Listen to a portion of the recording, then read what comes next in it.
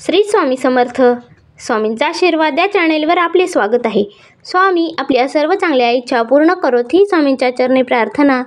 तर बघा, उद्या 22 ऑगस्ट गुरुवार या दिवशी आहे संकष्टी चतुर्थी. ही संकष्टी चतुर्थी श्रावण महिन्यातील संकष्टी चतुर्थी आहे. तर या चतुर्थीला अत्यंत महत्त्व आहे. त्याचबरोबर बघा, ही वर्षातील सर्वात मोठी संकष्टी चतुर्थी मानली जाते. त्याचबरोबर बघा, श्रावण महिन्यामध्ये जी संकष्टी चतुर्थी येते तिला अनन्यसाधारण महत्त्व असते. आणि त्याचबरोबर या दिवशी आपण जे काही उपाय करतो, ज्या काही सेवा करतो त्या खूप प्रभावी ठरतात. म्हणूनच बघा, या दिवशी आपल्याला गाईला एक वस्तू खाऊ घालायची आहे. तर ती वस्तू खाऊ घातल्याने आपल्या घरातील सर्व दारिद्र्य दूर होते. त्याचबरोबर आपल्या मुलांची, आपल्या पतीची प्रगती होते. त्यांच्या वाटेत येणारे प्रत्येक अडथळे दूर होतात. तर ती कोणती अशी वस्तू आहे जी आपण गाईला खायला घालायची आहे ते आपण आजच्या व्हिडिओमध्ये पाहणार आहोत. तर व्हिडिओ नक्की शेवटपर्यंत पहा. तर बघा, श्रावण महिन्यामध्ये येणाऱ्या संकष्टी चतुर्थीला अत्यंत महत्त्व असते. या चतुर्थीच्या दिवशी गणपती बाप्पांच्या सेवा आणि उपाय करण्याला खूप महत्त्व आहे. तर बघा, या संकष्टी चतुर्थीच्या दिवशी आपल्याला या चतुर्थीचे व्रत धरायचे आहे. आणि जर तुम्हाला हे व्रत करायचे नसेल तर तुम्ही फक्त सेवाही करू शकता.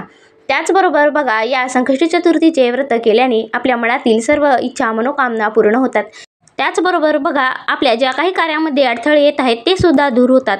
तर बघा, तुमच्या घरातील मुलांचे लग्न जमत नसेल, त्यांचे अभ्यासामध्ये लक्ष लागत नसेल किंवा तुमच्या मुलांची, तुमच्या पतीची प्रगती होत नसेल, अशा काही समस्या असतील तर या समस्यासाठी सुद्धा आपण या संकष्टी चतुर्थीचे व्रत करू शकता. आणि त्याचबरोबर आपल्याला गणपती बाप्पांच्या काही सेवासुद्धा करायच्या आहेत. तर बघा, या दिवशी अत्यंत एक प्रभावशाली उपाय आपल्याला करायचा आहे. हा उपाय केल्याने आपल्या घरातील सर्व पैशा बाबतीतील समस्या दूर होतात. आपल्या पतीच्या, आपल्या मुलांची प्रगती होते. आणि त्याचबरोबर बघा, जर तुमच्या घरामध्ये अशी एखादी व्यक्ती असेल किंवा तुमचा मुलगा किंवा मुलगी असेल, त्यांचे लग्न जमत नसेल किंवा त्यांच्या लग्नामध्ये काही अडथळे निर्माण होत असतील तर अशा प्रकारच्या त्या समस्येसाठी सुद्धा आपल्याला हा उपाय अत्यंत प्रभावशाली ठरणार आहे. आणि त्याचबरोबर बघा, गणपती बाप्पा हे सुखकर्ता आणि दुःखहर्ता आहेत. आणि त्याचबरोबर विघ्नकारक सुद्धा आहेत. तर या दिवशी आपल्या कार्यातील सर्व अडथळे दूर करण्यासाठी, आपल्या जीवनातील सगळे विघ्ने टाळण्यासाठी आपल्या गणपती बाप्पाचे हे व्रत अवश्य करावे. आणि त्याचबरोबर गणपती बाप्पांच्या काही सेवासुद्धा आपल्याला करायच्या आहेत. तर बघा, या दिवशी आपल्याला गणपती बाप्पांची विधिवत पूजा करायला हवी. जर तुम्ही हे व्रत करणार असाल तर तुम्हाला दिवसभर उपवास ठेवायचा आहे. आणि चंद्रोदय झाल्यानंतर आपल्याला गणपती बाप्पांची विधिवत पूजा करायची आहे.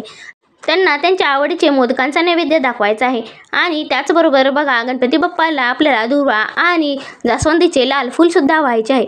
अशा प्रकारे गणपती बाप्पांची मनोभावे सेवा केल्याने गणपती बाप्पांचा आपल्यावर कृपाशीर्वाद राहतो.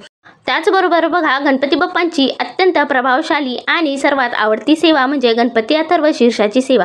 तर बघा, दिवसभरात आपण कधीही ही सेवा करू शकता. आणि त्याचबरोबर दिवसभरात जर तुम्हाला ही सेवा करणे शक्य नाही झाले तरी आपण गणपती बाप्पांची पूजा करताना आपल्याला संध्याकाळी ही अथर्व शीर्षाची पूजा करायची आहे. रात्री चंद्रोदयाच्या वेळी ज्यावेळेस आपण गणपती बाप्पांची पूजा करतो त्यावेळी आपल्याला गणपती बाप्पांना अभिषेक घालायचा आहे. पाण्याने, दुधाने किंवा पंचामृताने आपल्याला गणपती बाप्पांना अभिषेक घालायचा आहे. आणि त्यानंतर बघा, अभिषेक घालत असताना आपण अथर्व शीर्षाची ही सेवा करू शकता. ही सेवा गणपती बाप्पांना अत्यंत प्रिय सेवा आहे.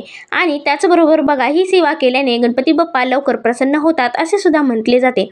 तर बघा, या सर्व पूजा झाल्यानंतर आपल्याला गायला एक वस्तू खाऊ घालायची आहे. तर बघा, आपल्या घराशेजारी किंवा आपल्या घराच्या आसपास जर गाय असेल तर तुम्ही संध्याकाळी सुद्धा ही सेवा करायची असते. आणि जर तुम्हाला तुमच्या आसपास जर गाय नसेल किंवा जर तुम्हाला ही सेवा करणे संध्याकाळी शक्य होत नसेल तर तुम्ही संध्याकाळी गणपती बाप्पांची आपल्याला पूजा करायची आहे. त्यांना हराळी किंवा दुर्वा अर्पण करायचे आहेत. आणि आपल्याला या व्रताचा संकल्प घ्यायचा आहे. आणि त्यानंतर दिवसभरात कधीही आपण ही सेवा करू शकता. तर बघा, गाईला या दिवशी आपल्याला हिरवा चारा खाऊ घालायचा आहे. जर तुमच्या मुलांच्या अभ्यासामध्ये, त्यांच्या प्रगतीमध्ये जर काही अडथळे येत असतील तर आपल्याला गाईला हिरवा चारा खाऊ घालायचा आहे. आणि त्यानंतर तिच्या गाईच्या वासराला सुद्धा आपल्याला हिरवा चारा खाऊ घालायचा आहे. अशा प्रकारे जर ही गाईची सेवा केली तर आपल्या मुलांची प्रगती होते. त्याचबरोबर तुमच्या मुलांच्या अभ्यासामध्ये जे काही अडथळे येत आहेत, त्यांच्या लग्नामध्ये जे काही अडथळे येतात ते सुद्धा दूर होतात.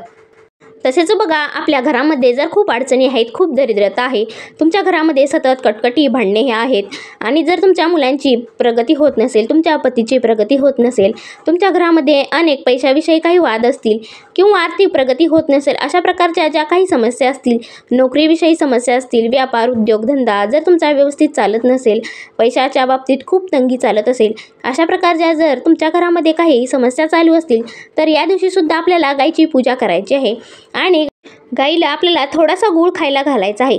तर बघा, अशा प्रकारे जर तुम्ही गाईची सेवा केली तर साक्षात 33 कोटी देवांचा आपल्यावर आशीर्वाद प्राप्त होतो आणि श्री गणेशाचा सुद्धा आपल्यावर आशीर्वाद प्राप्त होतो। तर या श्रावण संकष्टी चतुर्थीच्या दिवशी श्री गणेशाची पूजा आणि आराधना करण्याला तर खूप महत्त्व आहे। त्याचबरोबर बघा, गाईची सुद्धा पूजा करण्याला खूप महत्त्व आहे। या दिवशी जर आपण गाईला हिरवा चारा आणि थोडासा गूळ खाऊ घातला तर आपल्या जीवनातील सर्व दारिद्र्य दूर होते, आपले 7 पिढ्यांचे दारिद्र्य दूर होते, त्याचबरोबर आपल्या मुलांची, आपल्या पतीची प्रगती होते, त्यांच्या कार्यामध्ये जी काही अडथळे येतात ते सुद्धा दूर होतात, आपल्या पैशाबाबतीतील समस्या दूर होतात। अशा प्रकारच्या काही सेवा केल्याने आपल्या जीवनातील सर्व समस्या, संकटे दूर होत असतात। म्हणूनच बघा, या संकष्टी चतुर्थीच्या दिवशी आपल्याला गाईला हिरवा चारा आणि थोडासा गूळ खाऊ घालायचा आहे। अशा प्रकारे या गायची सेवा केल्याने आपल्या जीवनातील सर्व समस्या दूर होऊन आपल्या 7 पिढ्यांचे सुद्धा दारिद्र्य दूर होऊ शकतो। फक्त बघा, हा उपाय करताना किंवा काही सेवा करताना आपल्या मनामध्ये विश्वास आणि श्रद्धा असायला हवी। अशा प्रकारे जर आपण निर्मळ अंतःकरणाने आणि भक्तिभावाने सेवा केली तर ती सेवा आपली पूर्ण ठरत असते। तर बघा, अशा प्रकारे आजच्या व्हिडिओमधील माहिती आणि उपाय तुम्हाला कसे वाटले हे नक्की कमेंट करून सांगा व आपल्या स्वामींचा आशीर्वाद या चॅनेलला सबस्क्राईब करा। श्री स्वामी समर्थ।